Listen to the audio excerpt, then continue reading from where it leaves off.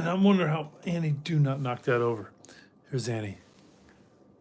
Annie, what are you looking at? I know what Annie's looking at.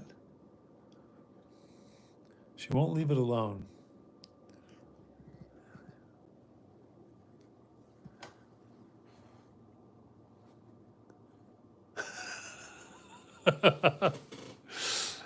Welcome everybody to my channel. In the morning, I talk mental health as spiritual health, and I always do a verse from the Bible and relate it to something in the present day or something in my own life so it can be relatable. And in the evening, I'm just hanging out with my dog, my spastic Pitsky Annie, 9-month-old puppy. She's 75% pit bull, 25%. What are you doing, husky? And she's humping me. She's a girl. Stop humping. And she's spayed. She's been spayed for. She's been spayed. Hey, Olivia, how are you?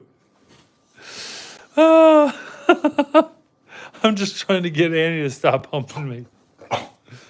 What? Oh. I know. I think you're tired. I think you want me to go to bed and not be on the phone. Yes, it is, Olivia. Oh, my goodness. I'm glad you're doing good. I'm doing good myself. Yeah. I got my car back today. Unfortunately, had more work done on it than I needed, but got that done. That was good. Hey, Frank. Blessings, Frank. Okay. You have to tell me about your day, Olivia, but first I'm going to start off like I always do. I'm going to start off with the Charles Swindoll quote on attitude, okay? Here we go. The longer I live, the more I realize the impact of attitude on life. Attitude, to me, is more important than facts. It's more important than the past, than education, than money, than circumstances, than failures, than successes, than what other people think or say or do. It's more important than appearance, giftedness, or skill. It'll make or break a company, a church, a home. The remarkable thing is, we have a choice every day regarding the attitude we will embrace for that day. We cannot change our past. We cannot change the fact that people will act in a certain way. We can't change the inevitable. The only thing we can do is play on the one string we have, and that is our attitude. I am convinced that life is 10% what happens to me and 90% how I react to it. And so it is with you. We are in charge of our attitudes. Charles Swindoll. I love starting off on that. I got that from Frank too. This is Matt. It's kind of like, you call a stadium. You call a stadium like, I don't know, call it AT&T Stadium. And then there's, something field, AT&T Stadium, and call it, Tony Dorsett Field or something like that. That's what my apartment's like. It's Matt's apartment, furnished by Frank. Oh, hey, Dustin. How was your day, Dustin? Hey, I love that too. That's a great quote. I'm reading that every day. No, that's just a thing. It's a really good reminder.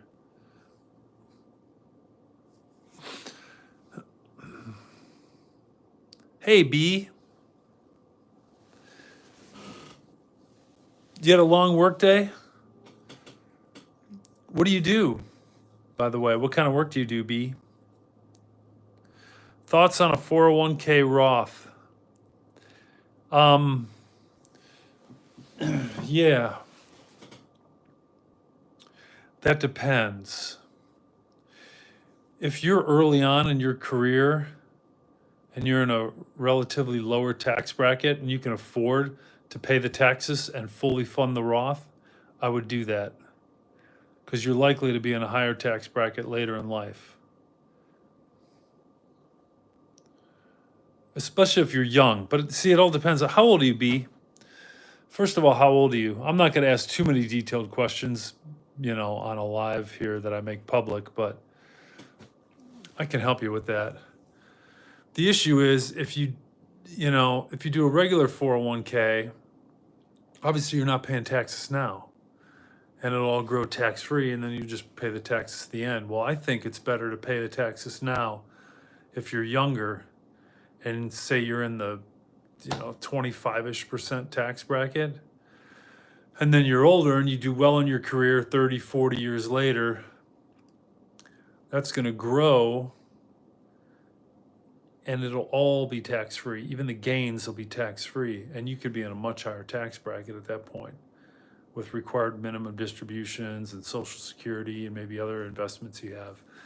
But it really is all dependent on what happens to you during your life and where you end up and all that other stuff. But in general, I would say younger, lower tax bracket, fully fund a Roth 401k if you can.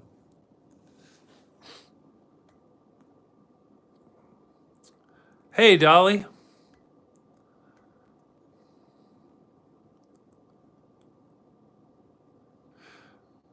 No, Dustin, you didn't burn me out. Why? Did you ask some kind of question that got me off on a tangent or something, Dustin? Natural gas safety. Oh, wow. Okay. And you're 25? Oh, dude, Roth 401k. Because I'm assuming you're going to do well in your career, and you're probably assuming you're going to do well too, and you're going to make a lot more. You're going to be 3, 4, 5 or more positions higher than you are right now, making that kind of money. So you're going to be in a higher tax bracket. So, you may want to revisit that later, but I'm thinking now, if you're in a lower tax bracket,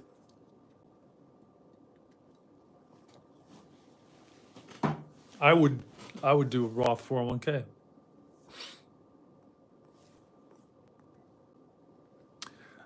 Dolly, my day was good. I got my car back. It's all fixed. Second week in a row of major repairs. That's a bad thing, but at least it's running well now. And Annie and I had a good morning. It was another beautiful sunrise. I don't know if you guys saw it, but the sun came up. Like if you see my hand at the bottom of the screen, the sun came up, right? But then before it was like fully up, or right about as it was fully up over the horizon, there was like a layer of clouds, a thin strip of thick clouds. So, it wasn't very tall is what I mean by it was thin. So then the sun rose, but then it was blocked on the top side by this thin layer of clouds. And then at one point, that thin layer of clouds was in the middle of the sun, splitting it in two. It was really cool. So that started my day off well. How was your day, Dolly? How was everybody's day? You're putting 12%. That's good. Try to max it out if you can.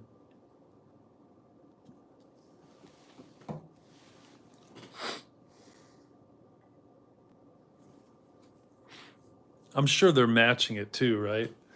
They're matching, and you're getting some kind of match into your 401k. Make sure you're getting the full match, because that's free money. I love you. Was your day better today? Let's see. Yes. All right. Oh, cool. Nice, Olivia. That's awesome. Thank God. I've been praying for you the last 2 nights. I felt like God wasn't listening when you said you had a terrible day yesterday. I was like, oh no.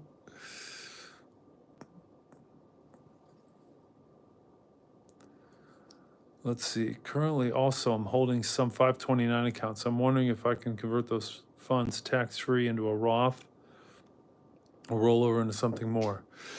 Okay, why do you have 529 accounts, B?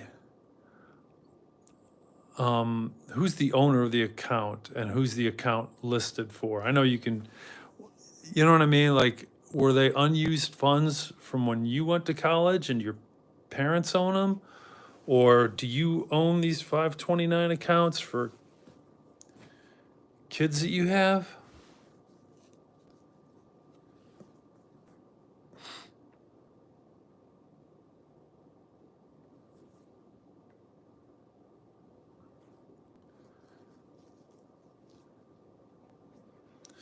Because if they were saved for your schooling and you didn't use them all and you didn't get scholarships, then I think you're going to pay a penalty pulling that money out of the 529 plan.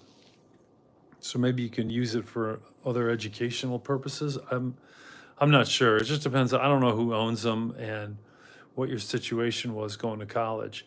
But if you got some scholarships and that essentially, because your scholarships, you were getting so much money that you couldn't use all your 529 plan, I think that's a different story. I don't think you're going to have to pay a penalty when you take that money out. And yeah, I would get an IRA with that. But that's a good question. Here's the other thing. 529 accounts are all like run by the state. So what state are you in, B? I'll have to get back to you on that. I'm gonna jot that down. I like looking into that kind of stuff. I like looking into that. So I just need to know about a little bit more about the 529 accounts.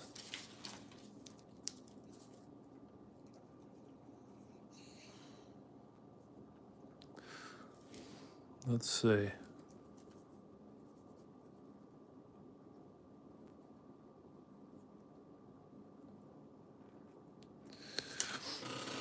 And the 529s, you can earn a lot in. It depends on what investment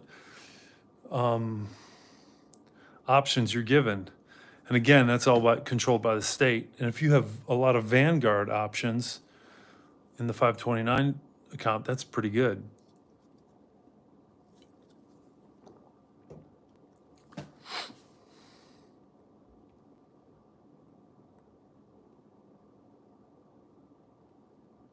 Yeah, it was really pretty this morning. I'm trying to catch up, guys. Sorry.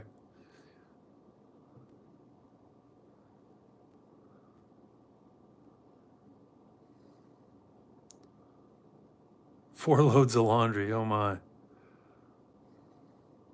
Matching 6%. Okay, that's good. They're matching the first 6% that you put in. Do they match 6% of your salary or the first 6% that you put in? They're matching 1-to-1. Matching 6%.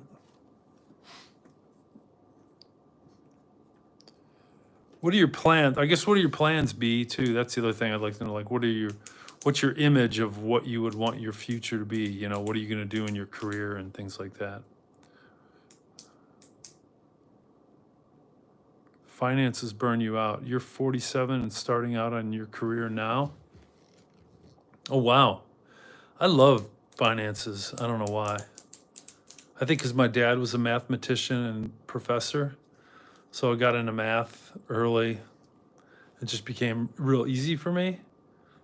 My two brothers are even accountants. I'm an electrical engineer, and the reason I'm an electrical engineer is because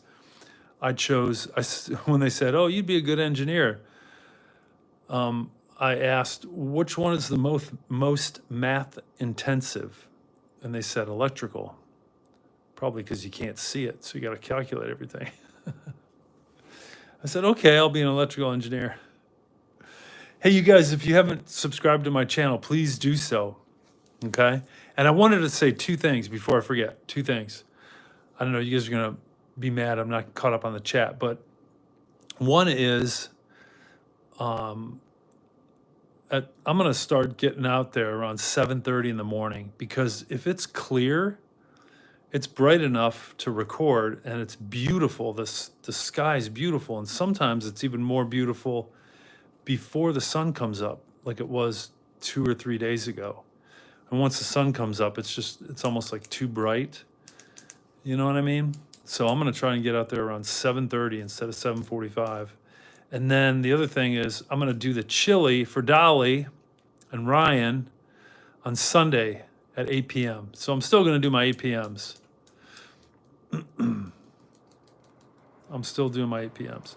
And if I get out there at 7:30 a.m., I think I might still be able to do my morning video on Sunday morning because the church service is at 8:15. So I think if I can just do that, I'll be able to get it in.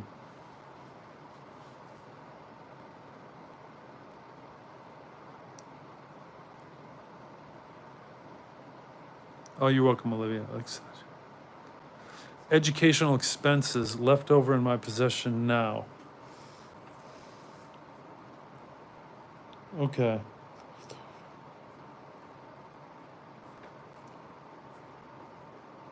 So when you say your possession be, that just, I'm going to assume you're the account owner.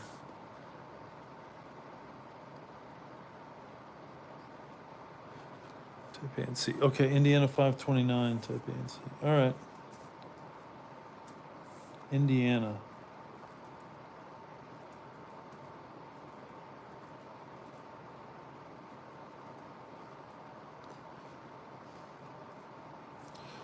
Oh, I guess I'll see this when I go to the website, but I wonder what type A and C is. That's interesting. Hoosier. We got a Hoosier. We've got a Wildcat, Kentucky. We've got Dolly, whatever state she's in, somewhere on the West Coast. I don't know. I thought I asked her, but I don't know if she wants to tell us where she is. It is a small world. Hey, happy Friday, Cole. Thanks for joining. MM. I'm not sure what that means, BMM. I got to catch up or I'm going to get way behind again. First 6% 1-to-1 and then some sort of deviation after at a lower rate. Yeah, that's okay. Take everything, even at a lower rate. It's good. Take it. It's free money. Honestly, free money. Because when you're saving more, of course, it's your money, but then they're giving you money, even if it's not 1-to-1.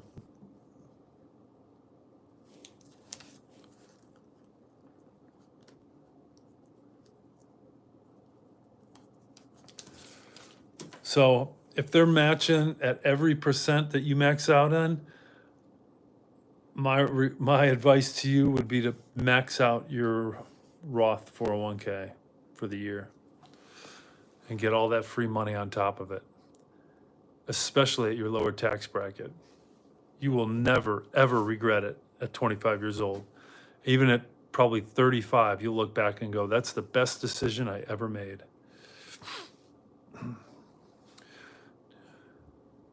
Yeah, Dolly.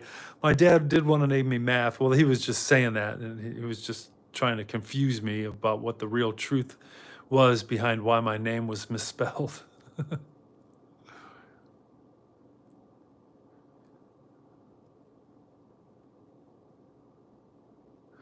Okay, so all right, B.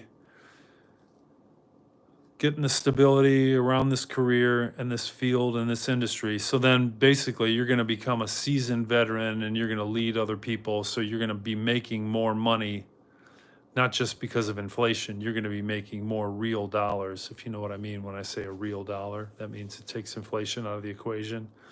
Because if you're talking about $2015 and $2025, like I looked up my salary, $300,000 would be $400,000 today. But when you say real dollars, then you're talking about the dollar amount worth the same or the dollar amount from a specific year. Anyway, I'm getting too technical now. Okay, forget that. Hey, Kyla. How are you, Kyla? How was your day? It's Friday night.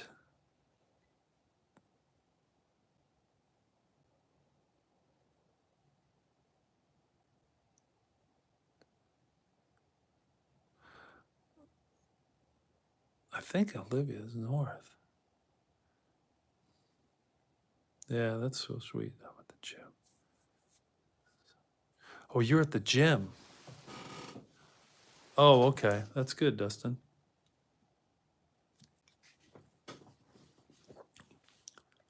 That's good. Be at the gym, man. Good for you. Yeah, I worked out today. I did my shoulders. They kind of hurt. I did my shoulders and my traps, my neck a little bit.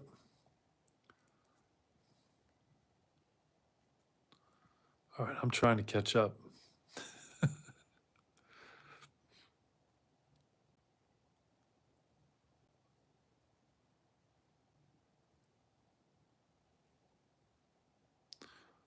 Oh, okay. Nice. I got you, B. Link. I don't know what that means. That looks like a chain link. I'm going to have to. Sorry, you guys are going to hear something.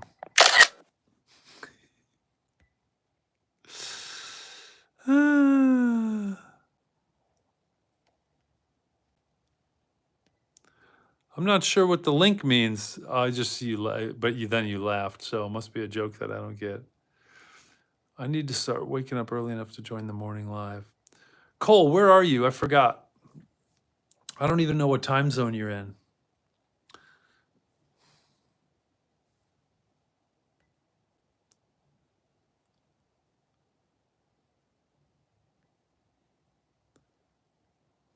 Huh.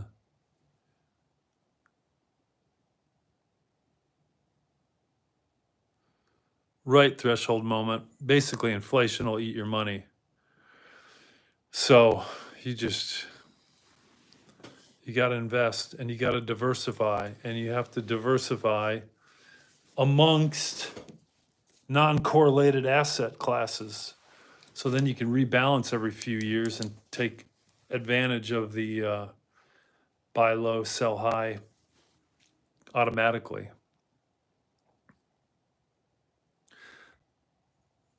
Oh yeah, and high threshold moment. That was your first comment.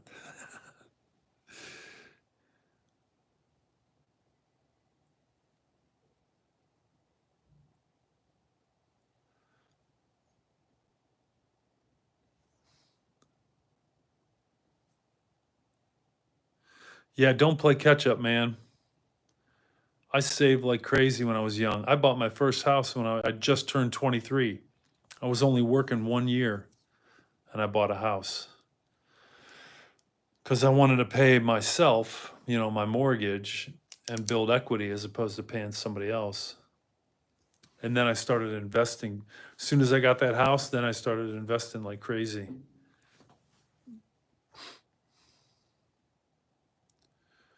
I'm not a big fan of crypto. Let me explain why, okay?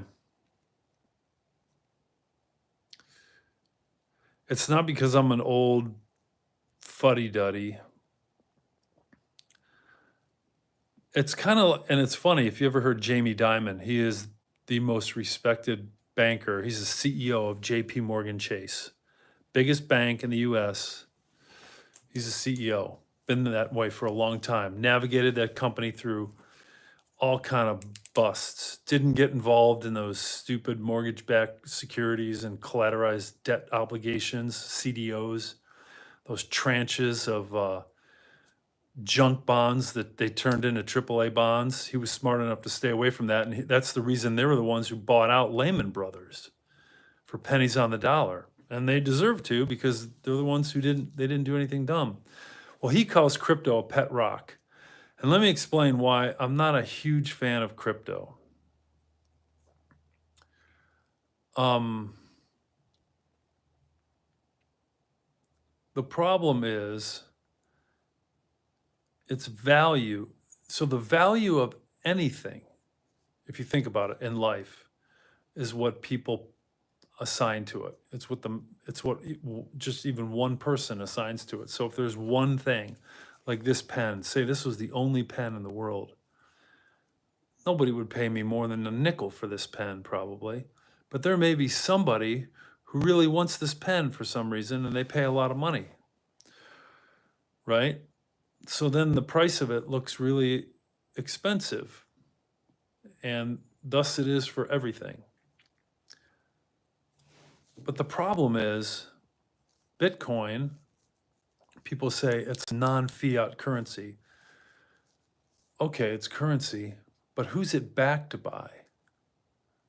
Who supports the value of that digital asset? So if you have a paper dollar, or if you have money in the bank in dollars, that's backed by the federal government. Cryptocurrency is backed by nobody, and it's just assigned a value by the market. Why does the market need it? I don't know. We already have money. So what's the true purpose? Now, I heard there's other interesting things about cryptocurrencies. Of course, it's not tracked, so all the evil people, illegal transactions take place in cryptocurrency. But for a real person to invest in it, I would not put any more than 5% of my entire portfolio in cryptocurrency. I mean, you could call it a non-correlated asset class and get 5% of it. But really, what's the value of it? It's valued in US dollars. What does that tell you? It's not like US dollars are valued in Bitcoin. Bitcoin's valued in US dollars. So it's just another currency, but it's a currency that's not backed by any federal government. I don't get it. I really don't get it. And I'm of the mind of Jamie Dimon, the CEO of JP Morgan Chase. It's like a pet rock. People just say, oh, I have crypto. I don't even think they know what they have. I invest in crypto. Well, what does that mean? It's just like buying yen. Buy the Japanese yen. Buy the Mexican peso. Maybe it'll go up in value relative to the US dollar. I don't know.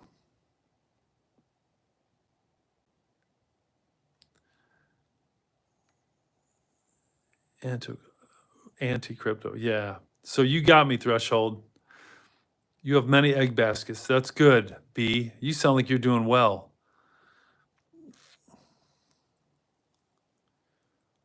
One Bitcoin or 1 ounce of gold, which would you prefer? Well, it depends on what period of time we're talking about. If we're talking about right now, what's the value of 1 Bitcoin? And what's the value of 1 ounce of gold in US dollars?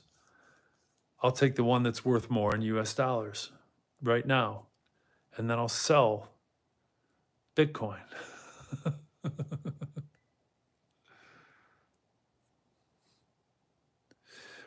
Yeah, bonds are tough. Bonds were good recently. They were high because we had inflation and the Fed had to jack up rates. So bonds were high, and they may go up again. So they may lose value. They may lose value because the rates may go up again because if Trump does really implement all these tariffs, that could be a big problem. It could make everything everything expensive, which will, cause inflation to flare up, and then the Fed will have no choice but to raise rates again, and then rates will go up, which means bond prices will go down. But that's when you want to buy, because you want to buy low, right? When bond prices go down, when the interest rates are high. That's the confusing thing about bonds. People tend to confuse. If the value of the bond is really high, if it went up a lot, that means the interest rate that you're getting is a lot less. So you could just sell when it's high and the interest rate's low. I don't know if that makes sense for everybody. B, do you buy individual stocks? Wow, I did that for a while. I bought stocks for a while.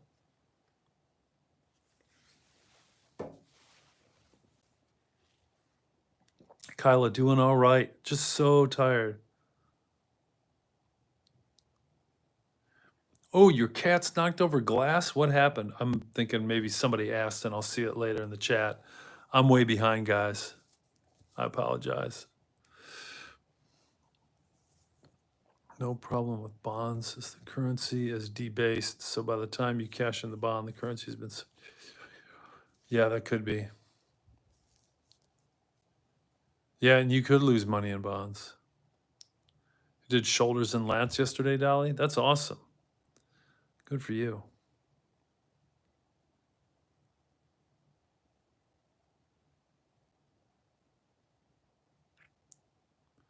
Oh, gotcha, threshold. Okay. So stop taking pics of me, Matt. Oh my gosh, am I way behind? The screenshot noise. I'm just getting to it. All right, I'm going to. Cole, you're in Guadalajara, Mexico. Nice. Okay, not too different. Bitcoin hit 105,000 today. Invest in a time machine. That's okay. I forgot to say hello at first too, threshold moment. I saw that comment and then I was like, oh no.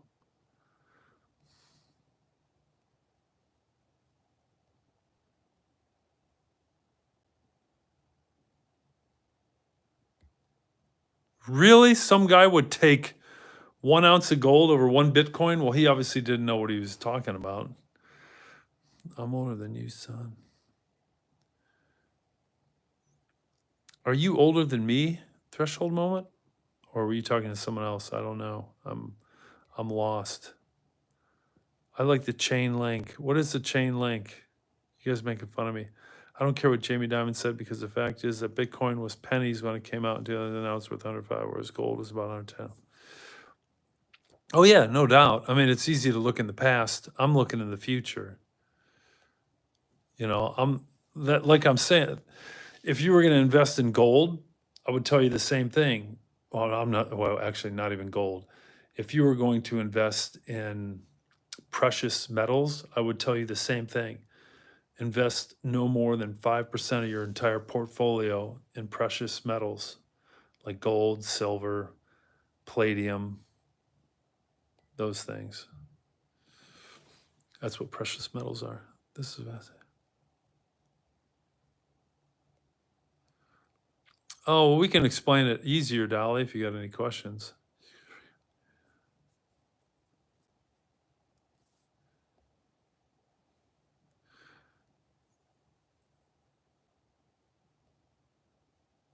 No, I don't base my own opinion on what others say. This is my opinion. I just heard Jamie Dimon opinion before. Okay. I mean, I've heard it in the past, but I heard it after I made up my own opinion. My point was always, what is the purpose of Bitcoin? What is its value? What is it producing? It produces nothing. At least gold, you can do something with it, right? It's a great conductor of electricity. So whenever you need really good high conductivity, you gold plate things. That's why a lot of electronic terminals or electronics are gold plated. What do you use Bitcoin for? What do you use it for? That's the whole point. You use it for nothing. It's just money. Use it to buy stuff with. It's just the US dollar. But it's not backed by anything. That's my point. What is it used for? It's nothing. It's just another monetary currency. Now, if someone can explain to me why 1 Bitcoin is worth 105,000 other than people just bidding it up, bidding it up, and bidding it up because they know there aren't going to be any more someday, relatively soon, right? I think you know that. It sounds like you know enough to know that. That could be one of the reasons.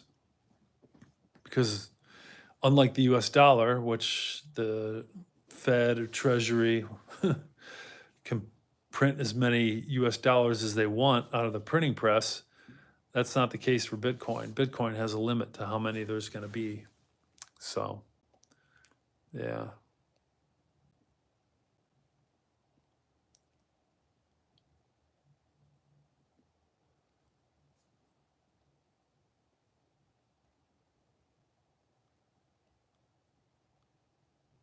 All right, I'm going to catch up here.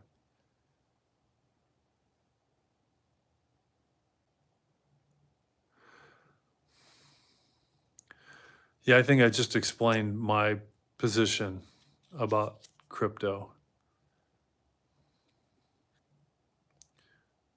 Yes, bikini bottom. What? I missed something.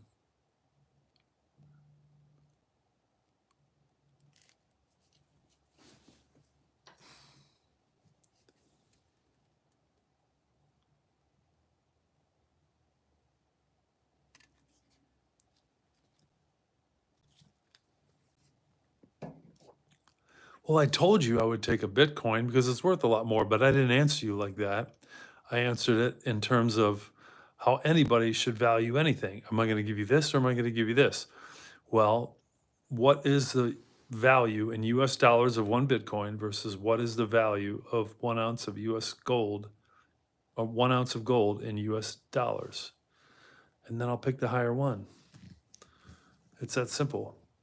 But what's the decision based on? What currency? Not Bitcoin currency, the US dollar. Back to my point. What does Bitcoin produce? And you're going to say high gains. Well, why are the gains high? What's the value of Bitcoin? I don't get it. We already have a currency.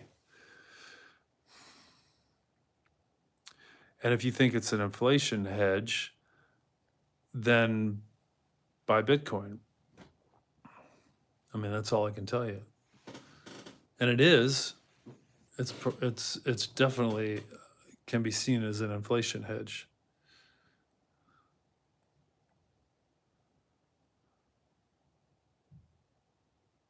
Oh, B bought Doge. Nice.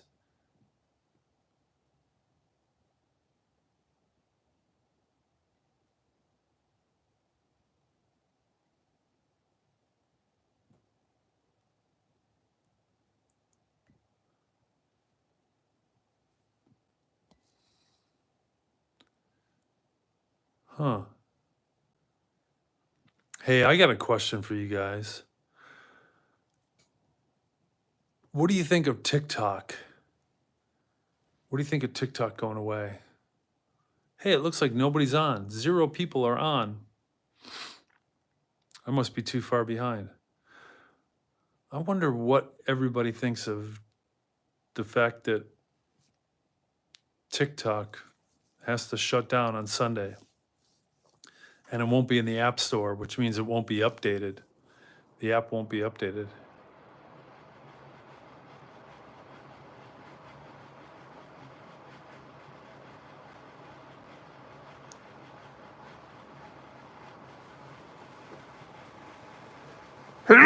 Excuse me.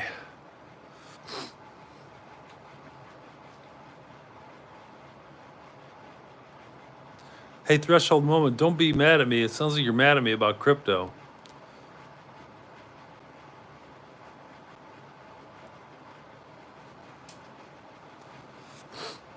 Yeah, I'm just not one to do crypto. And if I did, if I felt like I should be into it, I would not do more than 5% of my portfolio, even if I was young.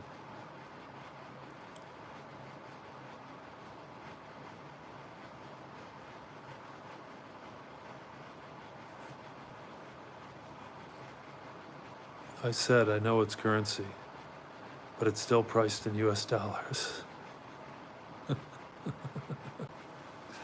Like everything else in the world. You don't know. Okay.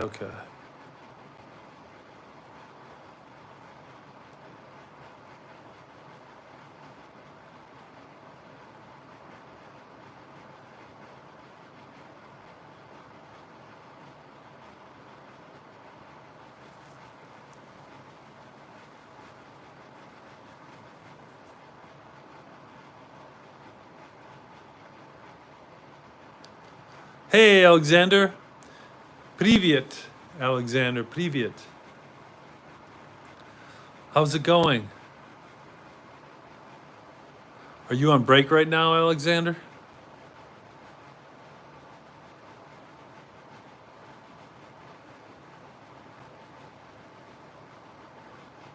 Olivia knows Dave Alexander. Dave Alexander, I mean Dave Ramsey, because I'm reading Alexander here. Urine.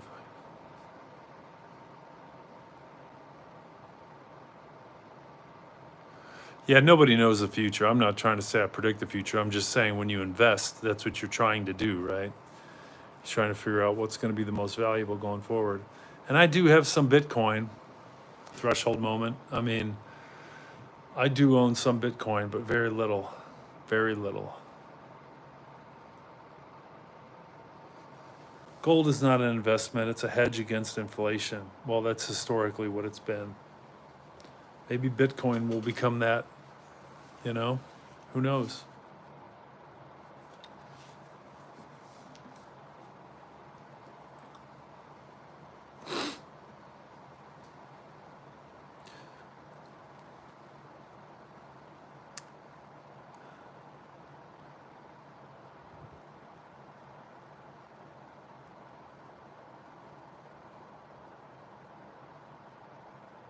I know. You can use Bitcoin to buy stuff. I know.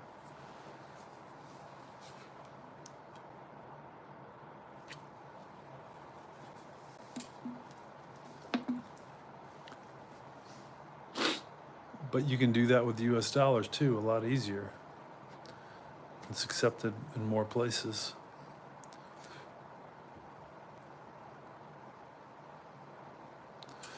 Oh yeah, what are we going to do before the cold weather freezes us?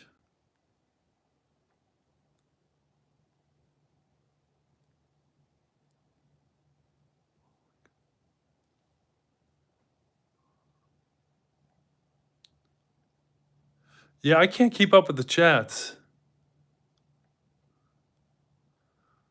I understand it's a currency, but it's still priced in US dollars. Thresh, it sounds like you have in English. I think it's called pyramid scheme. Threshold, man, you got to settle down or I'm going to have to put you in timeout. Yeah, don't be angry. Don't be angry. I'm just, you asked my opinion. I just gave you my opinion. It is what it is, an opinion. Bitcoin's worth 105,000. Who knows? Next year it could be worth 200,000 or it could be worth 20,000. Neither one of us know.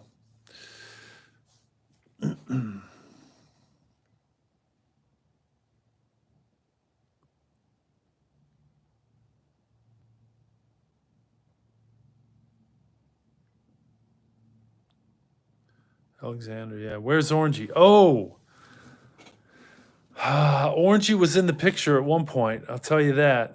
He's not in an easy spot. And let me put it to you this way. This might be a hint. This is the first time that Annie knew where Orangey was, and Annie was interested in Orangey because Annie recognized Orangey as a cat.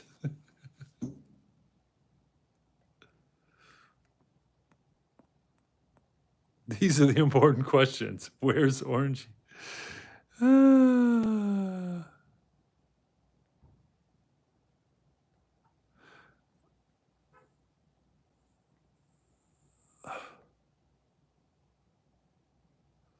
All right, all right, all right, all right, all right, all right, all right, all right. Threshold. I'm putting you in timeout for 5 minutes until I catch up. I'm sorry to do that to you. I just can't. I can't read it.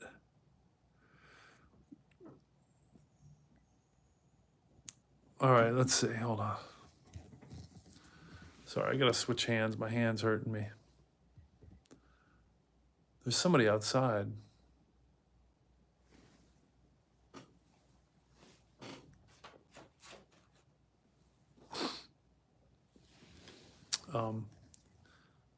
You guys want to see Annie? Let's see Annie. I gotta take a time out from these comments.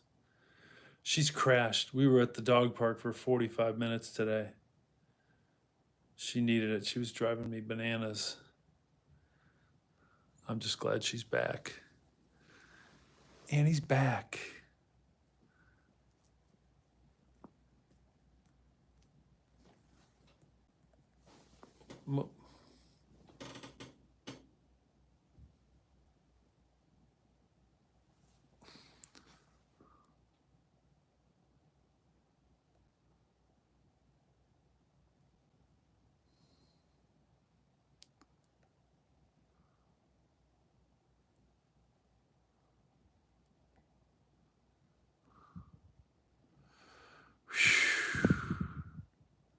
I love when dudes get mad about this stuff.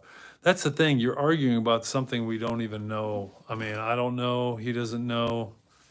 He just asked my opinion. All I did was give him my opinion. But obviously, I've been wrong before because, or I would have been in Bitcoin when it was worth $1, and I'd be a multi billionaire right now. But I didn't do it.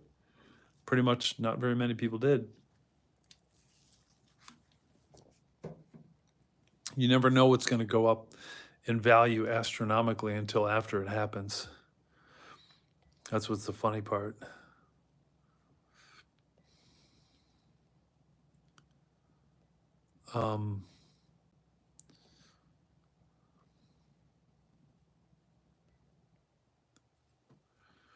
Hey, did anybody find Orangey? I gotta find out. I'm getting there, guys. I'm sorry.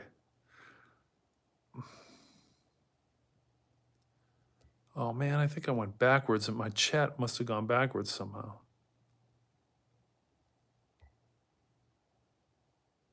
Oh, you're not at work today. You don't have to go back till Tuesday. Cool. Yeah, guys, I'm gonna be making my chili on Sunday night at 8 p.m. I'm gonna do like a dry run on my own tomorrow at some point before I get on at 8, just to see what it looks like on video, because it's not me sitting in this chair. Just so Sunday's not a complete disaster. But it's perfect timing for the chili because we're gonna have this freezing weather coming through here in the Midwest. So if you're in the Midwest, this is perfect. Perfect timing. So I'm glad Dolly requested that and Ryan backed it up. In fact, Ryan won the last 2 days with Orangey, so I still have yet to hear any request from Ryan. Dustin's happy about TikTok. Me too, because you can really get sucked into that app. I used to get sucked into that app. I'm a lot better about recognizing that now, but you can lose time on that app. I'm not sure what the value of it is either. Matt, you should make Olivia a mod. Oh yeah, I should.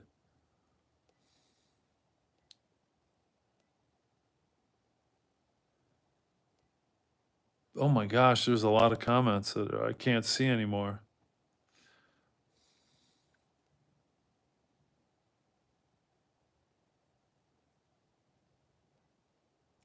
What about golden pirate doubloons? What?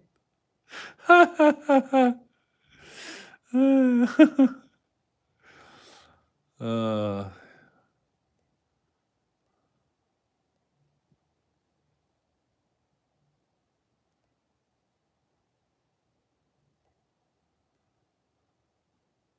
cool, you're on break. Isn't the awareness of a pothole?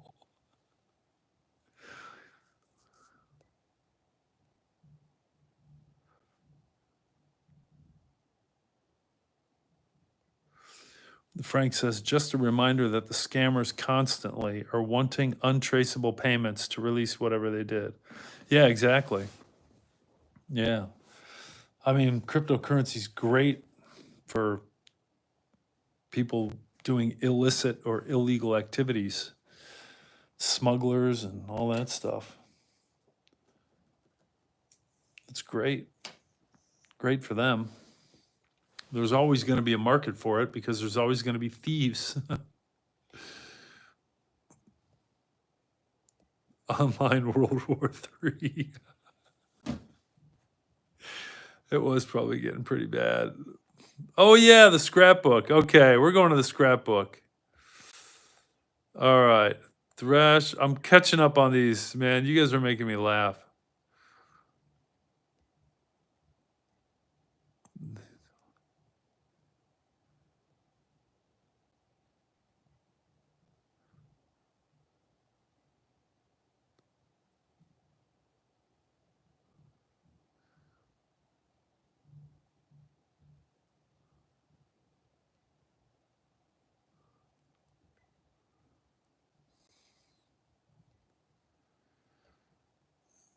I for real look to see it.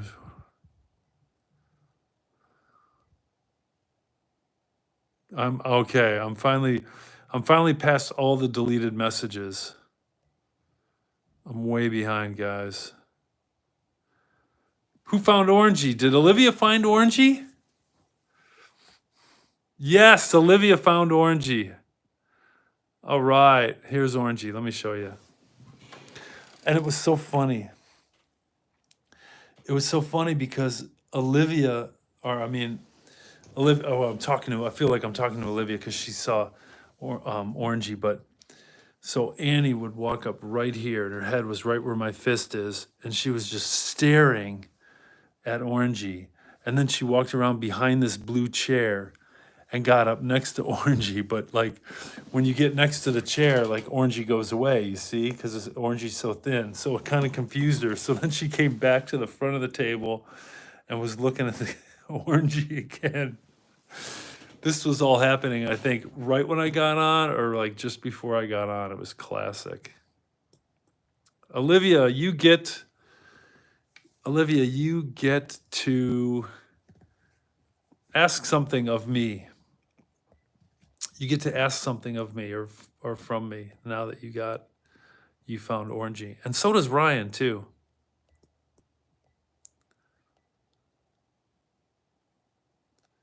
AFKK, I don't know what that is. I put potatoes in my chili. Spicy V8 juice is the base, crock pot, all the fixings, peppers. Yeah, that's smart. The crock pot thing's good. That's good. V8 like an engine. No, V8 is like a tomato juice drink. It's really all vegetable drink, but it seems more tomatoey than anything. It's a vegetable juice drink. It's really healthy. I can't eat chili all night. Like if I make a double recipe, I can eat chili every night for dinner. I love it. Oh, Prosecco, that's nice. Bending over to get pregnant. Neptune red. Okay, forget that.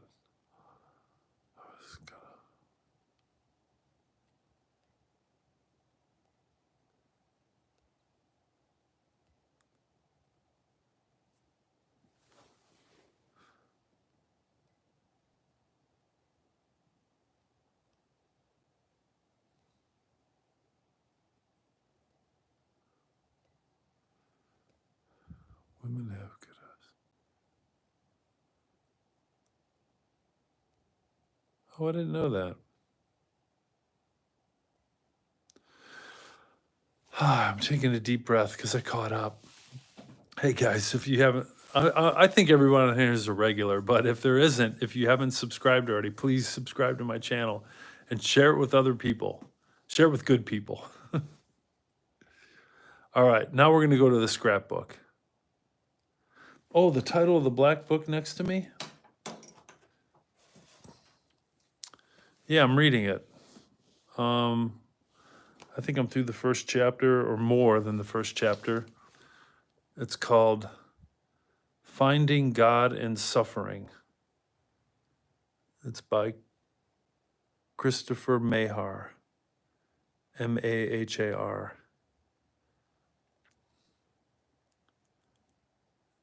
It's by a Catholic priest, Father Christopher Mahar, I should say. You know, it's one of those why does God allow suffering type of books.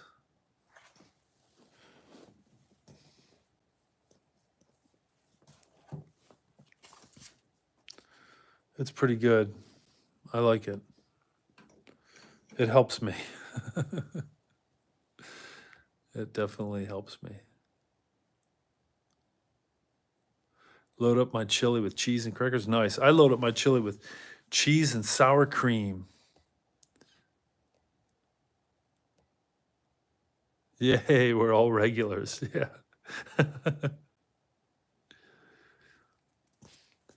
Yeah, suffering's difficult, right? And when it's your own, it's really difficult. But I mean, even looking outside of it, like why do children starve to death and die in other countries? You know, or they're starving so bad that their immune system's so weak, and then they get sick and then they die. And it's just like, why does that happen? But we always have to remember, I think, that we humans made this world the way it is. God didn't. Humans decided to rebel against God, so that's why we are where we're at right now. But it won't be like that forever, thank goodness. Thank goodness. Yeah, that's true. Jesus was made more perfect in his suffering. Exactly. Okay, we're getting out this old scrapbook, guys. I found some cool stuff. One of them could even pertain, well, it doesn't pertain to me, but it's somewhat can pertain to me. This is good. Here's something from my lifetime, actually. November 1971. So I was 1 year old. And it's from Judge Metcalf, Franklin County Probate Court. And this is a letter to all the lawyers in Franklin County. So every attorney in Franklin County got this letter. And at first he's like telling them how they did such a great job in getting everything through probate in 9 months, I guess, which is the required time. But then look here. He's like, yeah, good job doing it in 9 months, but wait a minute, sorry. I'm having a hard time getting this camera to focus like on the page. Yeah, see, it's like floating around. I don't know why it does this. I'm sorry, guys. I'm learning. So it says, we feel compelled to remind you that the state law changed from 9 months to 7 months for the first account in estates, and that the first account in all guardianships is due 1 year after appointment. We would like to suggest that you review your own files to determine whether or not you are delinquent in filing accounts. So he's basically telling everybody, hey, the new limit, you did a great job at 9 months and getting everything out, but we're now going to 7 months. So hurry up. And you might want to check if you're delinquent.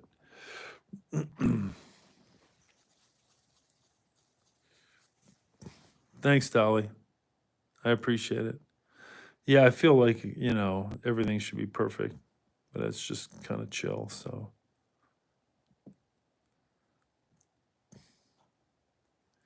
Oh, I got this. Okay, this isn't my scrapbook. This is Frank's scrapbook, and he bought it. And I don't know where he bought it. It was at an auction or some like antique store. But it's really interesting because there's all these really old letters, official letters, invoices and things like that that are all older than me or even Frank. Like, look at this one. 1961. Engineers and surveyors. And this is the one I like. And let me tell you why I like this one. Because this guy here, his name was Harold Brooks. And he lived here in Columbus, Ohio. He was age 53. They actually granted him a professional engineering license without taking the professional engineering exam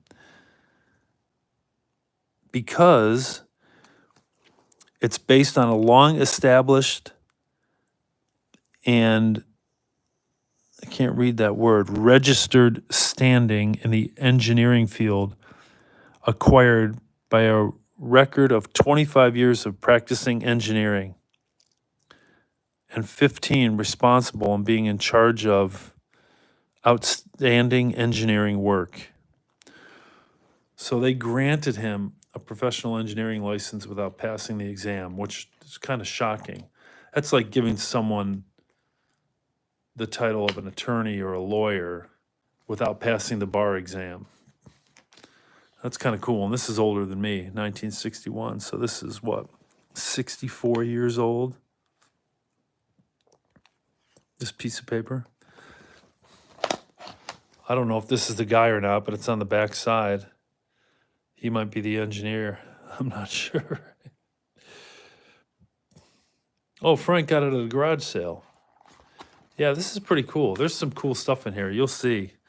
Like, Frank, I don't even know. I don't think this company even exists.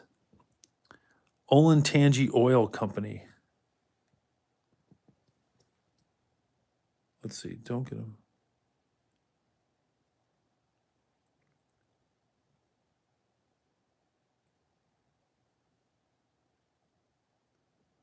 Yeah, that's true. The original geniuses that created the original infrastructure. That's true. B. They didn't cut corners.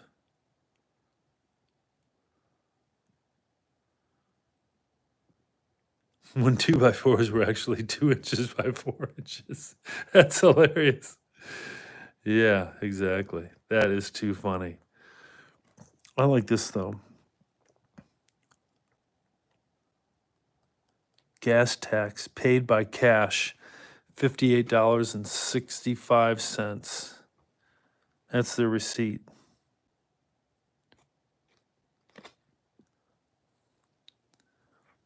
And it was between oil companies. Look at this. It's a receipt from the Olentangy Oil Company to Scarlet and Gray Oil Company. Scarlet and gray are the colors of Ohio State University, in case.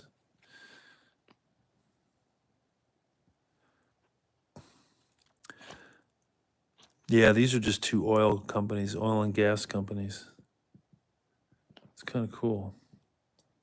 Yeah, leaded gas. That's true. I never thought of that. It's leaded gas. I can't see the date on this thing, though. Does anybody see a date? That's weird to have a receipt with no date.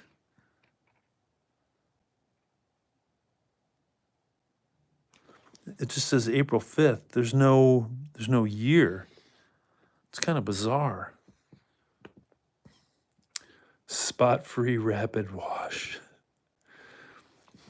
Hey, Frank knows a lot about spot-free washes. He just got his fix this week at his car wash.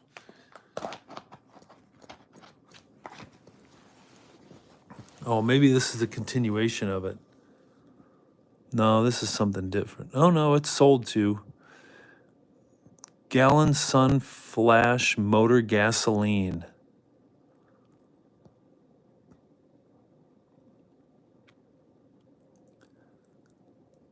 This is weird.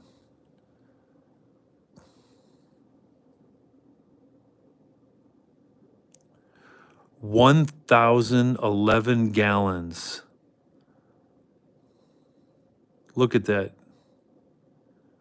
A dime a gallon for gas.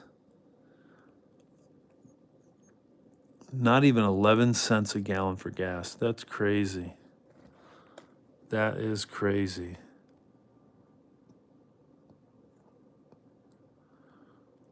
Wow.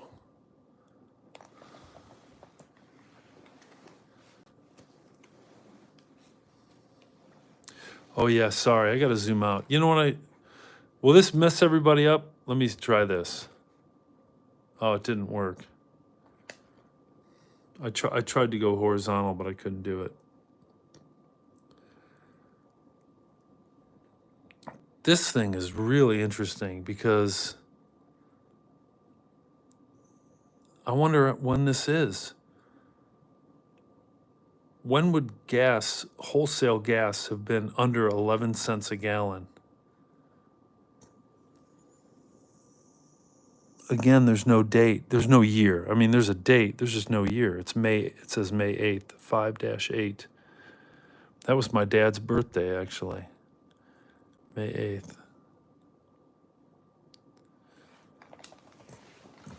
8th. Okay. All right, I got to turn the page here. Yeah, sign me up for those gas prices, yeah. Do you think those people thought we'd be arresting people for riding electric scooters on a freeway? Yeah, that's too funny. I don't know. Oh, look at this little thing. Someone got an honorary citizenship award. Daniel did. In 1950, 75 years, well, more like 74 years ago, but 1950 was, in terms of years, was 75 years ago. Look at the date that they gave this to the person on. Why would they give it to somebody on Christmas? That's really wild. It must have been one of his Christmas gifts or something. Honorary citizen, December 25th, 1950.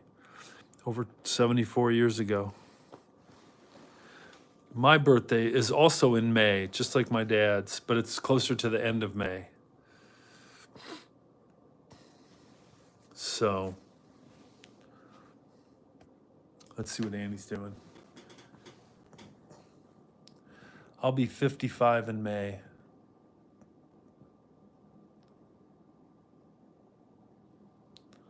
She's crashed out. I'm glad she's back to her old self. Anybody else born in May?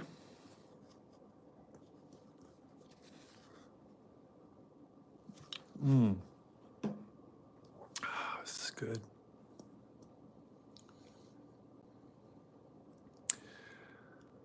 Should I tell when? People always like want to know, verify if it's you by telling them your birth date. But I guess it doesn't matter because people put their birth date on Facebook all the time. My birthday's on May 24th. May 24th. Yeah, I'm a Gemini. Maybe that's why I'm bipolar or something.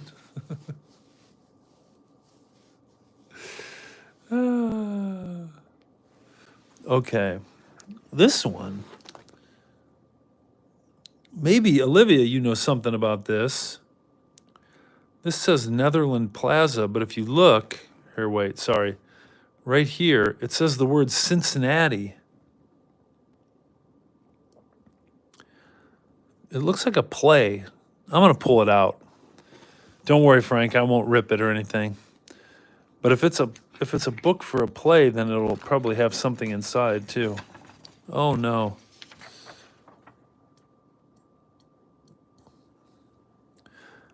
It almost looks like it says Dear Matthew, but it might be Dear Mother or Dear Mathis or Mathisi. Expecting to see you Saturday.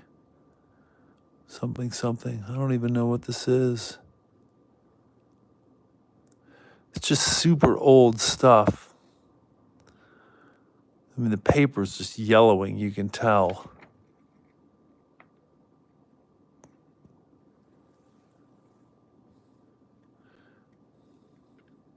Bunch of pencil on the back. This looks like it was written in pencil.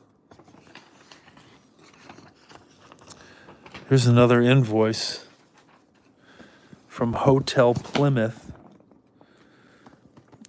1962.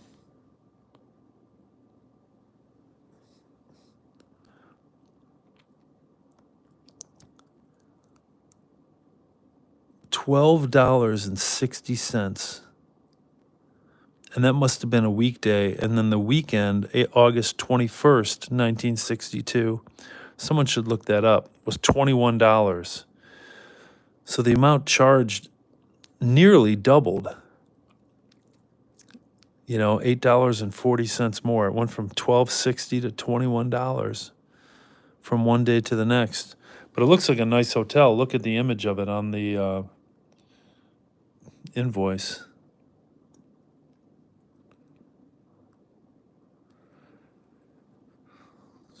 Man, that thing's 73 years old. That's wild. Oh, I'm looking through it through another piece of plastic. I thought this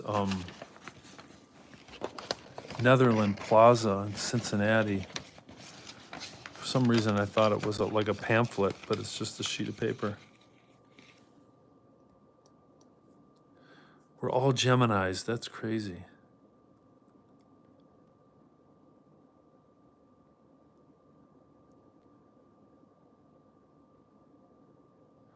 I'm catching up.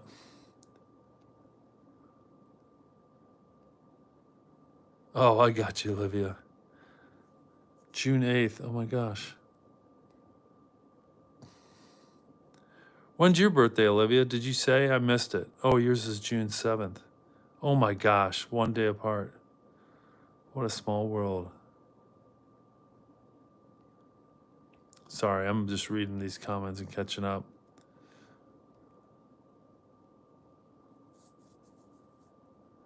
Donut Dolly.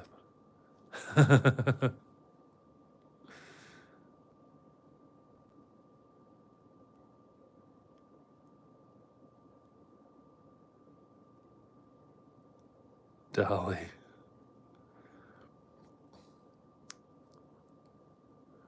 Four girls with the same birthday as you? That's bizarre. That is bizarre. That's really bizarre. Okay, let's look at this. Oh, here's another Hotel Plymouth. Oh no, that's the one we were at. Okay, hold on. Oh, this one's funny. You guys, look at this. This is a, oh, sorry. Okay, I'm trying to cover up. Let me try and cover up what's behind it. I wish I had a white piece of paper. It might make it easier. But ignore this. Just look at the Western Union. This is a telegram from 1934. Okay? So that means this piece of paper is 91 years old. It's dated 1934, July 17th. Okay? And it was received, I don't know, 33 East Gay Street. I don't even know what's there. I wonder what's at 33 East Gay Street in Columbus, Ohio now. But it looks like it's to a judge. Judge C. Marshall. Oh, this could be a Biggs building? BEPP building, Columbus, Ohio. Arriving Columbus 10 o'clock tonight. Can see you tomorrow morning. Olson Vacuum Oil Company. With a bunch of scribbling down here. This thing's almost 100 years old. That's crazy.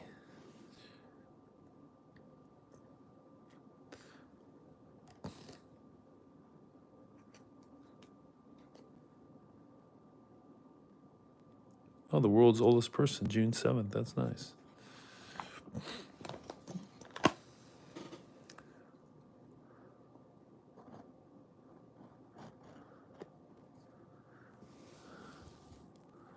Here's another Western Union telegram. Oh my, you're not going to believe this one, guys. Look at this one. I knew it was a different year because it looks different, right? The Western Union telegram looks different. This one is 105 years old. It's from 1920. Here's what it says. September 17th, 1920. Miss Dorothy Mack, care of Mrs. Estelle Newberg, at this address. Staying at Morrison. Call me immediately. Will be in my room. Unable. Get telephone number. Ducky, 11:20 a.m.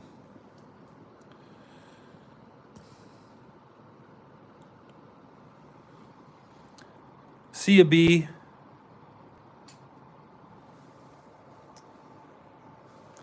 See ya, B. Have a good night. Have fun tonight.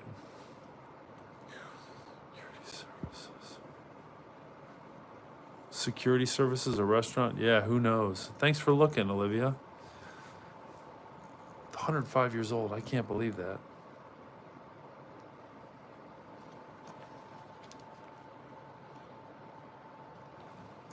Here's one.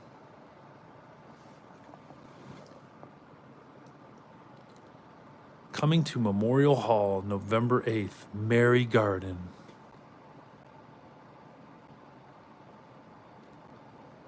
I wonder what she did. Illustrious, sensational, emotional, with 2 assisting artists. She might be a singer. Because Julia Cassini, the famous Russian cellist, was going to be there, and Isaac Van Grove, the American pianist. Prices are $1, $1.50, and $2, and they go on sale November 5th. No year. We'd have to figure out when Mary Garden came to Memorial Hall on November 8th. And Mademoiselle Ernestine Schumann-Heink.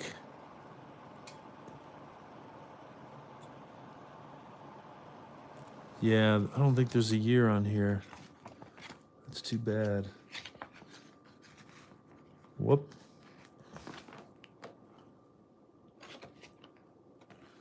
I'm not going in there anymore. These papers are so old.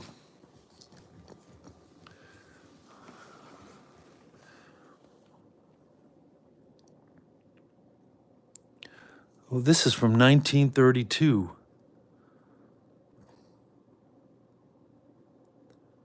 So over 90 years old, about 92 years old in a month.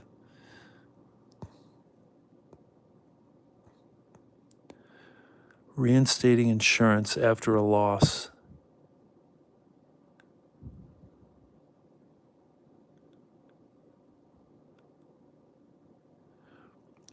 Reinstated to $4,000.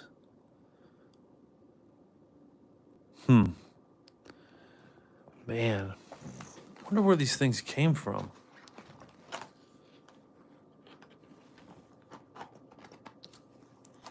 I know, those prices. That would be really nice. Oh, Memorial Hall's in Cincinnati too? Huh. This book might come from, there's Columbus and Cincinnati stuff in here.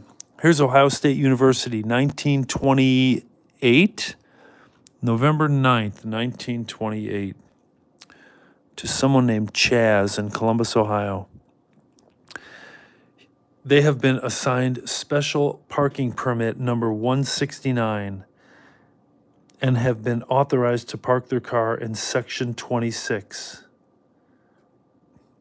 Enclosed, find a sticker, which please paste on inside of the windshield, upper right corner.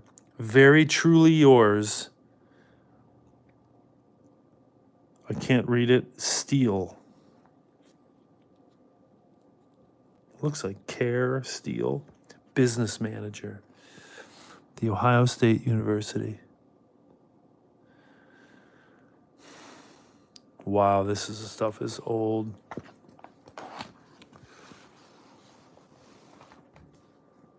Oh my, I gotta catch up on the comments here. Mary Garden, 1874 to 1967. Scottish American operatic lyric soprano. Wow. Then mezzo-soprano with a substantial career in France and America in the first third of the 20th century. Wow. So the early 1900s. So basically that was like 100 years old then too, if not older than 100 years old. That advertisement for Mary Garden. The Sarah Bernhardt of opera. Oh, cool. Anna, I never heard of her. She's an exceptional actress. Wow, that is pretty cool. All right, let's get back here. Oh my God. I wonder if they would still honor this. July 14th, 1933. All right. So 91 and a half years old. It's a warranty for a Singer sewing machine. Oh, but it's only good for 5 years. Who would keep a warranty for over 90 years when the warranty's only good for 5 years? This is crazy. Where does this stuff come from?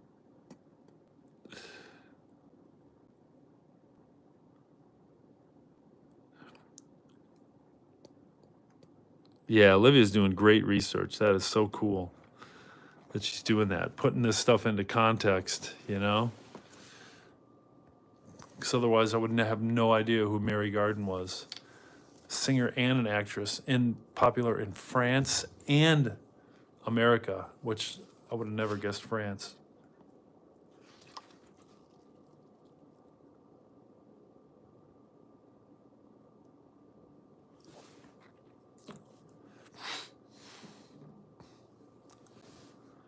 Your mom would have kept something like that. My dad would have kept something like that. My dad never threw anything away. I mean, he wasn't like a pack rat. Our house was neat and tidy and all that, but he just kept every little piece of paper.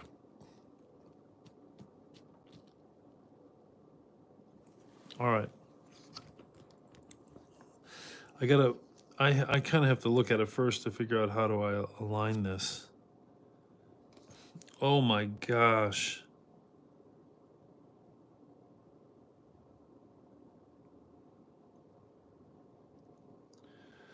All right, this must be a teacher's salary, okay?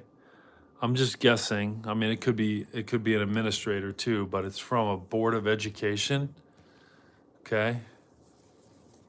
Let me rotate this.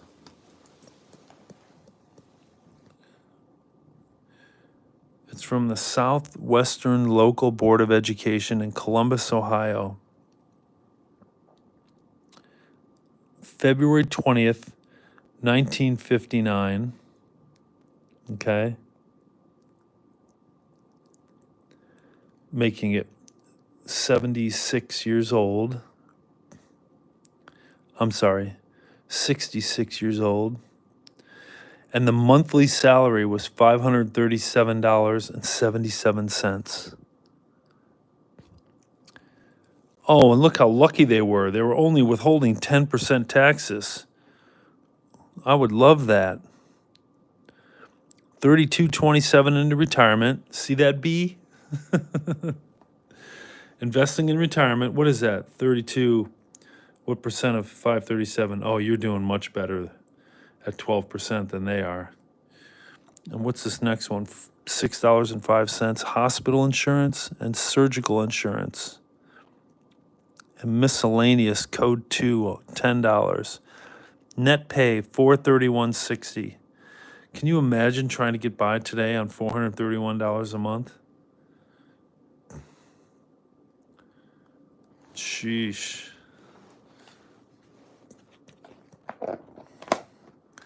I don't even know what this is. Does anybody know what this is? Or who this is?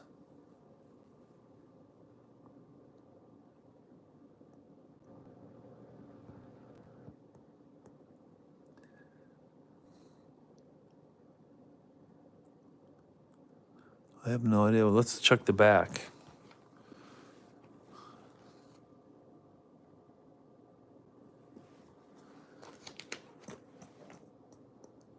Oh, this one looks super old. I hate.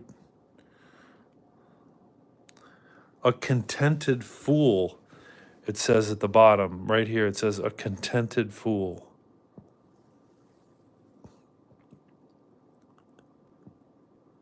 Walking around with a quiver full of arrows and a bow and a mirror looking at himself. James Montgomery Flagg. So I don't know if that's supposed to be the contented fool or the person who did the artistry. Here, James Montgomery Flagg. That's a pretty interesting. I mean, this piece of paper is extremely old. That's all you can tell these edges and how dark this paper is. I mean, this thing is ancient. I'm looking for a year on here, but there is no year. So old. I wonder what it is. I wonder if there's anything on the back of this other one. Oh, man. Let's see. Nope, there's not.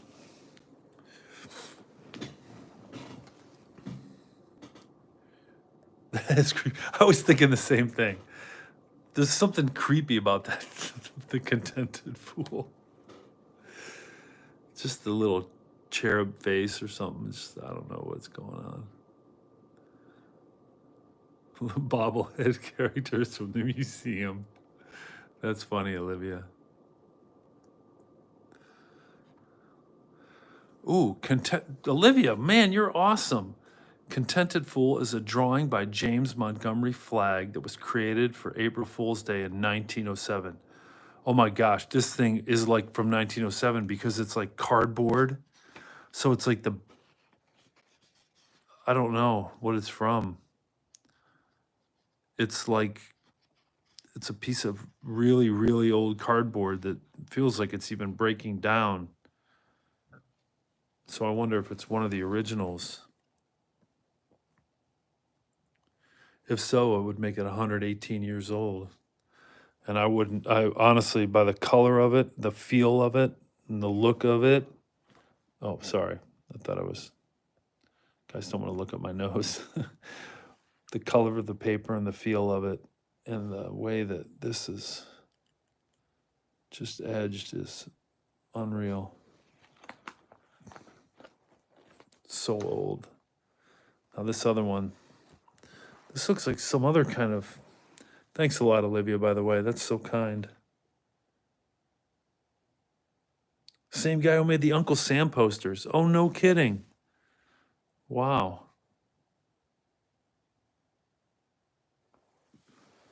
Didn't realize that. Okay, here's one. Trying to block this one behind it. I don't know what it is. It looks like there's two men standing up. Oh, sorry, guys. Something happened. Got all mixed up. There's two men standing and looking at a woman lying down who maybe was reading to her daughter. Her daughter's like kind of asleep on her. And it says at the bottom, he led the way, tiptoeing to the screen. She's here, in quotes. I have no idea what that is. He led the way, tiptoeing to the screen. She's here. That's quite interesting. Oh. And here's another one similar to it. It's horizontal, though.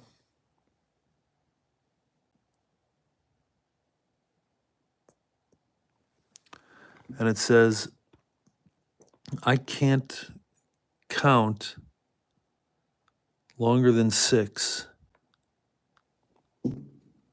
because I's a child that's short of breath, explained Tommy Tom with dignity. It's pretty. It's in like a muted color. You guys can tell there's color in this one. It's really interesting. I don't know why this one's a little more captivating for me for some reason. And the man and the woman, probably the parents, both have well, she has 2 feet on the stool and he has 1 foot on the stool, and they're looking at their child.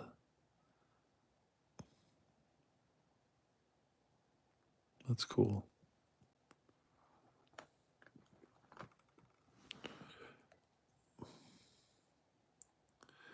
Though we want you or whatever. Oh yeah, that one. No problemo. What the Sorry, Dolly. Sorry, you guys. The gimbal went crazy on me. I think it might have been trying to follow one of the faces, and I was shifting this around to try to get the reflection of the light out of it. I'm sorry I made you guys ill. Oh, here's another one. These seem like they're like from a paper or something. you know, because there's a name on this one. We're going to figure it out here in a second. But in quotes at the bottom, it says, "My goodness, I think I something for my penny. My goodness, I think I came for my penny." So that must obviously mean that the little boy is talking. Trying to read this name down here. I don't know if you guys can read it. It's pretty difficult to read. Let's see if I can flatten it out and try to zoom in on it.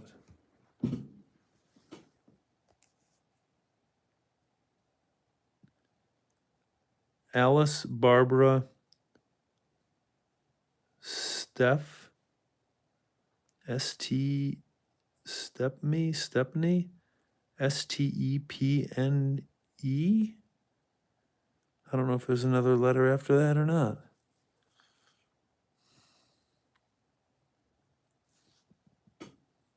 My goodness, I think I came for my penny. I don't even know what these are. So old. I've never seen anything like this. Yeah, maybe Steffens. Yeah, maybe Steffens. That's a good point.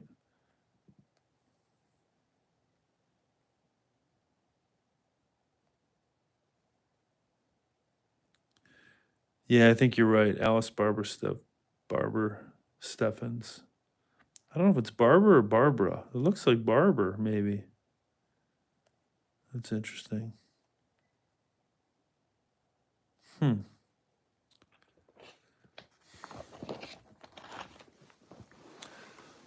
wonder what this is.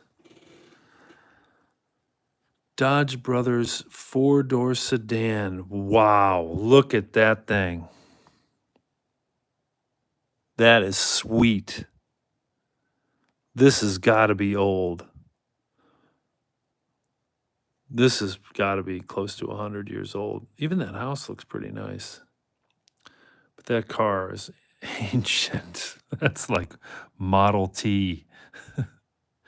Spoked wheels like a bicycle. Oh my gosh. They call that a sedan. We would call that an SUV. That's so funny. What goes around comes around, right? Everybody wants SUVs now or crossovers. I want to see if anything's on the back of that. You guys, I'm going to switch over here for a second.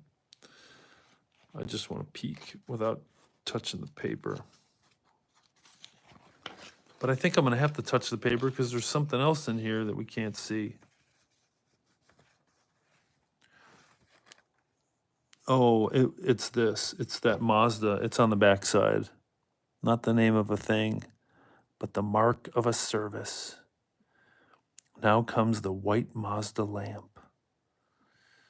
Mazda's a car company now. That's so funny. But that's what's on the back. That's what's on the back of this. So Mazda, the car company, didn't even exist at that time. So that's a different Mazda. That's so wild. That's true. And even I was at a Chevy dealership getting my car diagnosed, quote unquote diagnosed. But I think they were just trying to get me to sell my old SUV and get me to buy a new one because I brought it in before lunch, yet for some reason they didn't get to the diagnosis part in time for lunch. So I was there for like hour and a half before they gave me a loaner car to go home after they diagnosed my car at 1 o'clock. But in the 12 o'clock hour, some guy was showing me around the showroom. And I'm just looking at all these pickup trucks and SUVs and crossovers. And I'm like, where are your cars? And they're like, oh, we stopped making the Cruze and the Camaro a long time ago. The only car they have in the whole lineup is a Malibu. That's crazy. Honda has more cars than Chevy now. It's unbelievable to me because they make at least the Accord and the Civic. I hope they never stop making those, but sooner or later they may have to if people aren't buying cars.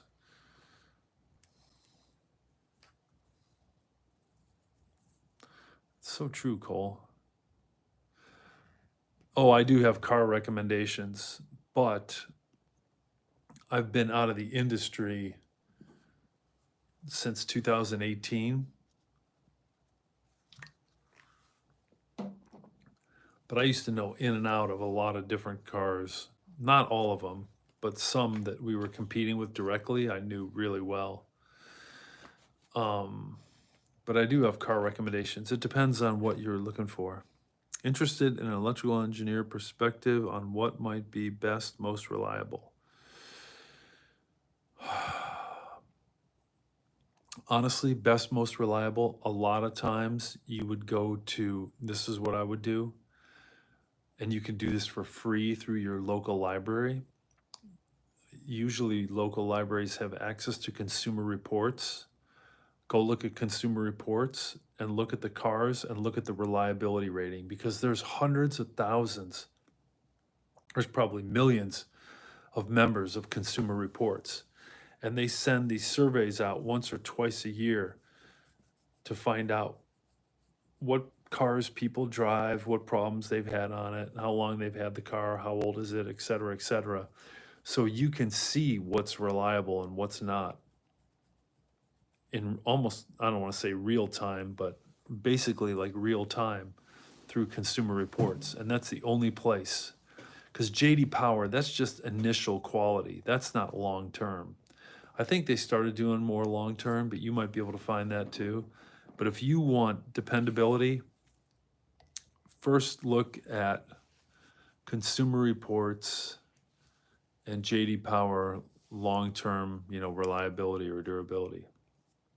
But if I had a guess, you're going to find, if you want domestic, probably GM brand.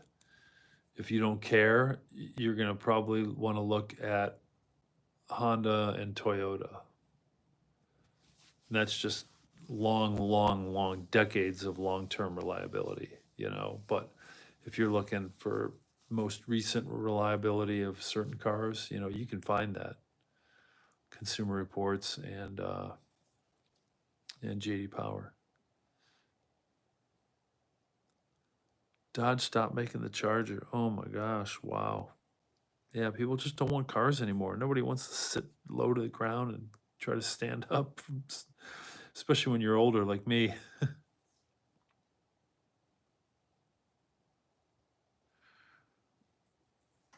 Yeah, Dodge is always near the bottom in reliability. So if you're looking at domestic, the order in terms of reliability, the order would be GM, Ford, Chrysler products. Chrysler, Dodge. Stay away from those. Hatchback or sedan? Yeah, I don't know who still makes hatchbacks. It almost looks like those new Civics are almost like hatchbacks. I wonder if you can get a hatchback Civic. Yeah, I'd look at Civics and Accords if I were you. Camry.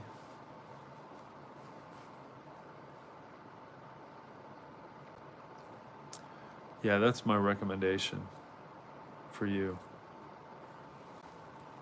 And Accord, don't forget, the Honda Accord has been on Car and Driver's, at one point was on Car and Driver's 10 best list for over 30 years in a row. So even though the car might have been in its 5th year of the model, it was still on Car and Driver's 10 best list. Like, other companies can't pass it up. So if you're looking for a reliable sedan, and I had to give you an answer right now without doing any more research, I would say a Honda Accord, without a doubt. And it'll be fun to drive too. You'll like driving it. Go drive a Honda Accord. Definitely consider that. Even the low, like, you know, the lowest grade, like an LX grade, the cheapest one, I would consider that.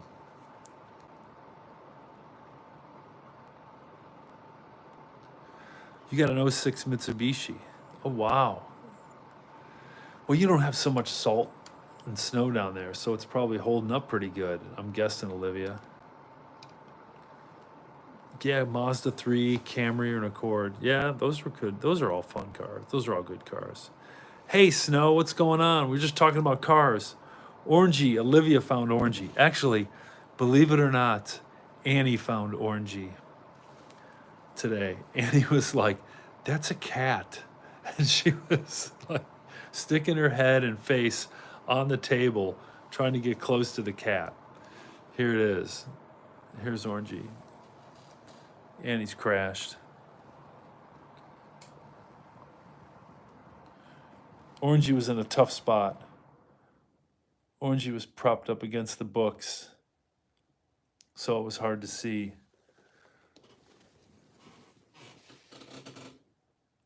Hey, Eric, what's going on, Eric? We're looking through old scrapbooks, talking about cars. Because, oh, yeah, you guys will love this. Check this out, Snow and Eric. I'm good. I'm glad you're doing good. Look at this thing. This is a Dodge Brothers, not Dodge, Dodge Brothers four-door sedan. This has got this advertisement has to be about 100 years old. Looks like a crossover, an SUV, not a sedan. That's what we were talking about.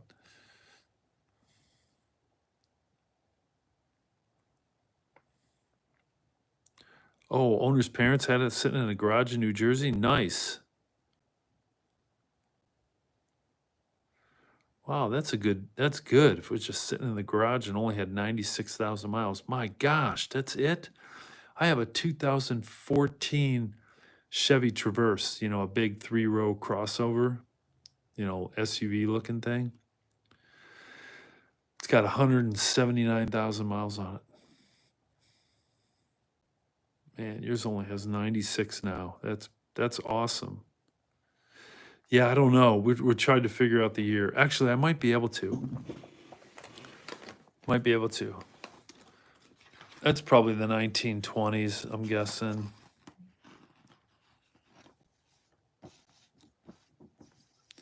Because there's on the backside, this car company didn't even exist yet. This Mazda car company.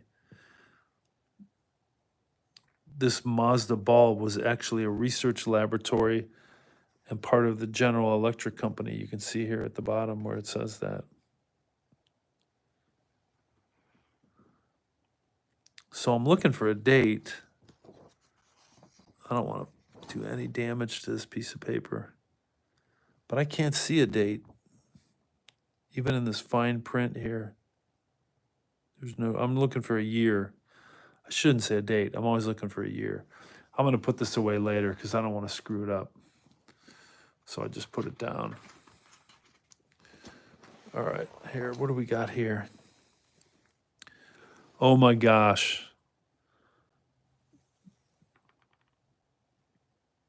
This is Yale College and State House, New Haven, Connecticut.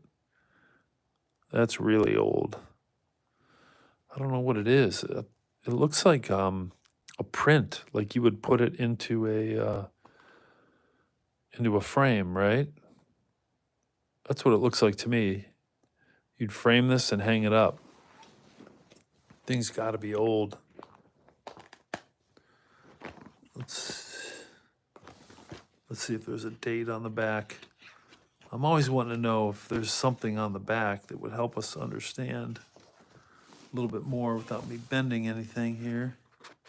Nope, there's nothing on the back. So these are just prints. And you guys are going to like the next one, I think.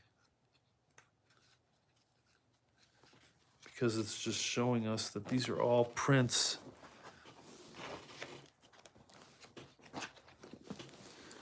These are all prints of like Ivy League colleges. Here's Columbia College.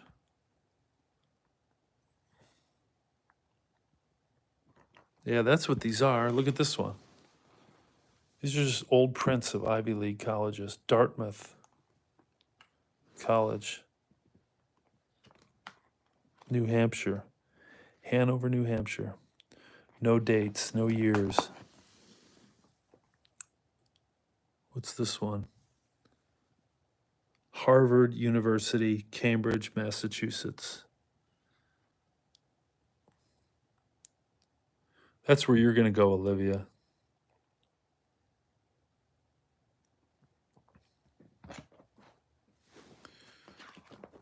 All right, I want to get through all these colleges and then I'll pause. What is this? William and Mary College, Williamsburg. That one looks nice.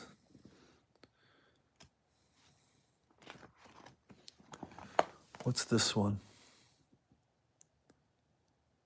Princeton, New Jersey, 1850. That's probably when it was founded, is my guess. I know someone who went to Princeton, graduated with my brother. He played football there. Yeah, that was pretty cool. All right, let me catch up on these comments here.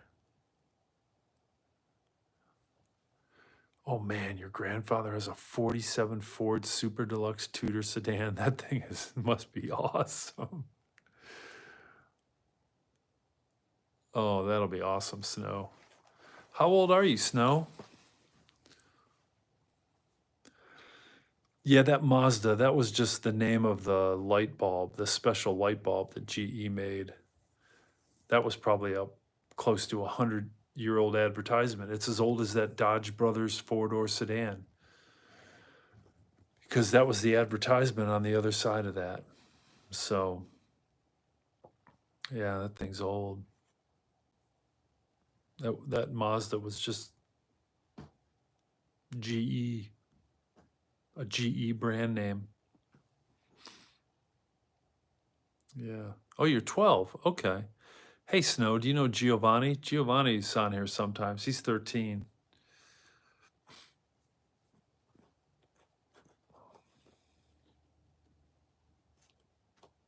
Whoa. There's something here with a string on it. Pulling on a string. All right, look at this thing. This looks old, really old. There's no year on it, though. New York, Empire State. It has a lot of pictures and numbers. And it explains what the numbers are at the bottom. So 14. 14 is cloth. Oh, I see what they're talking about. So it's the New York Empire State history, visited by Champlain and Hudson in 1609. First settlement. Here, wait a minute. I'm trying to read this like I think I should read it this way. First settlement 1624, became an English territory in 1664.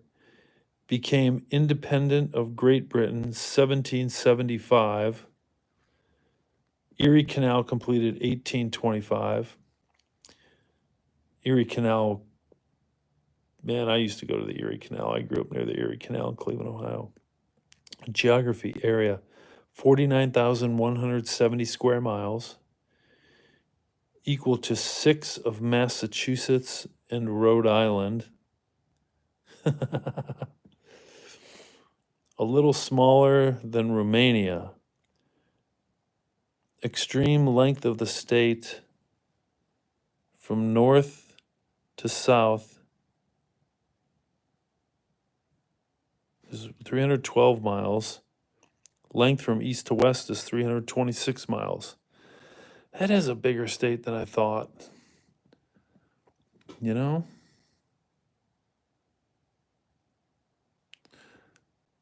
I'm old too. I'm the oldest one here, guys. Snow was a young pup. No, Cole. Mazda wasn't part of GE. Mazda That was just a brand name of General Electric. That was just the name of that light bulb, the special light bulb that they had.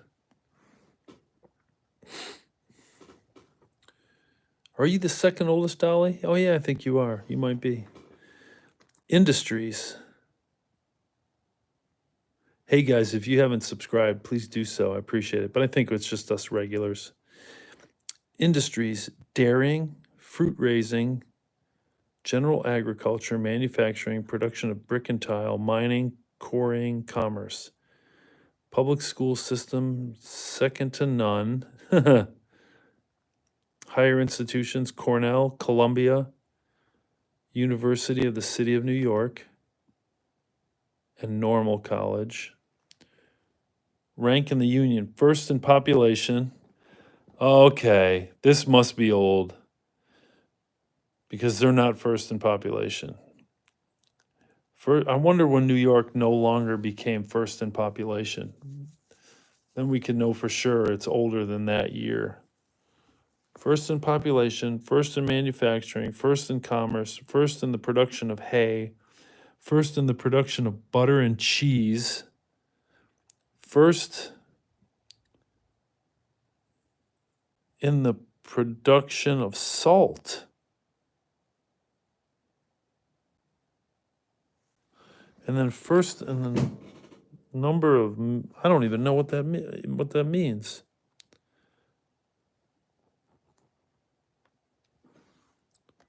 First in the number of milch cows. Whatever is a milch cow. That's too funny. All right, let's see what's next. Oh, it's another state. Iowa, the Hawkeye state.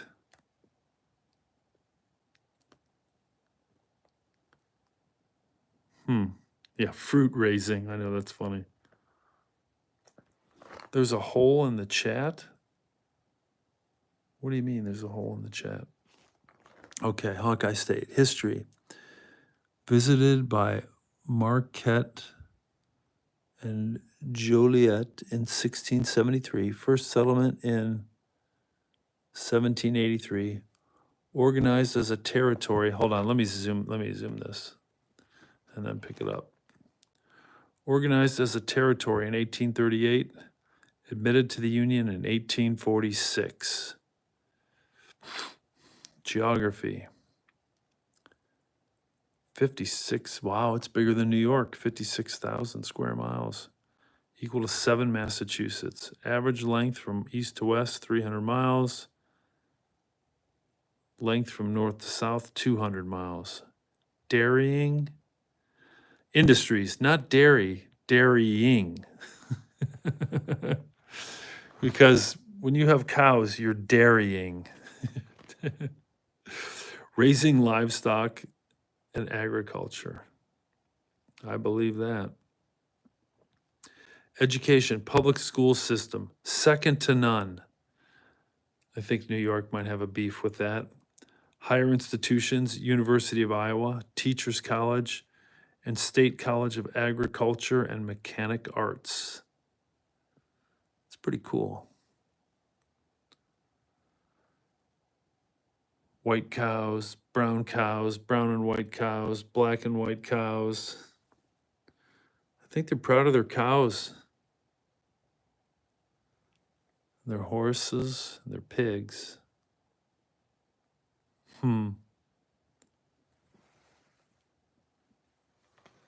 That's pretty neat. I have no idea what this one is, though, because this looks similar. This thing looks like it's made by the same company, but it's not a state. It's about cotton. It's just a piece of paper about cotton. And then number 1 is in the upper left-hand corner. Looks like it's a big ship coming to dock. It just says shipping cotton. And then 2 is a cotton blossom. 3's a calico. Where's 4? 4's the cotton plant. I didn't know. Look at those leaves. They look like maple leaves, don't they? I would have never thought a cotton plant looks like that. Huh. And then cotton oil, cotton fiber, cotton oil and fiber. A bowl that's open, cotton bowl that's open right there. Cottonseed meal is 8. 9. Cotyledon. I don't even know what that is. A spinning frame for spinning cotton. That's cool.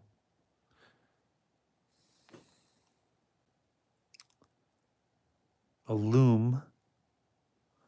Here's a loom.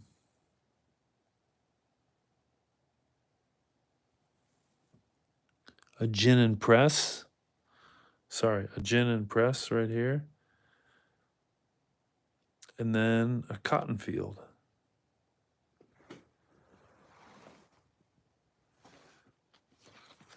That's wild.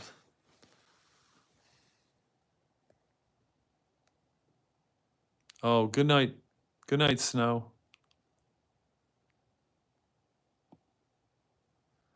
Gonna pop off, raise some fruit instead of humans. Got a bum deal.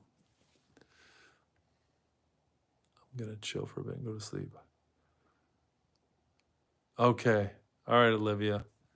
Have a good night. You sleep well too, okay? Yeah, cotton gin. That's insane. This stuff's old stuff. This is fun. This one is about corn. It's like an educational illustration. Corn stalks, what you can make with corn, corn flakes, glucose, alcohol, hominy, meal, corn oil. And then look at this. This is a kernel. The crown, the top of it is starchy, the horny starch on the sides, the germ in the middle, embryo, stem, and root in the very center. That's kind of cool. That's kind of cool. Oh, it is 9:58. Yeah, look who's been sleeping for like over an hour. Annie. Just chilling. All right, guys. Well, we're gonna call it an evening. This was kind of fun looking through this old scrapbook. It's some things that are pieces of paper that are over 100 years old. We'll do it again a little bit tomorrow night, okay? And then tomorrow morning, 7:30 a.m., I'll be live outside and talking about a Bible verse. Hope you can join. Have a good night, everyone. And we will see you tomorrow. Peace.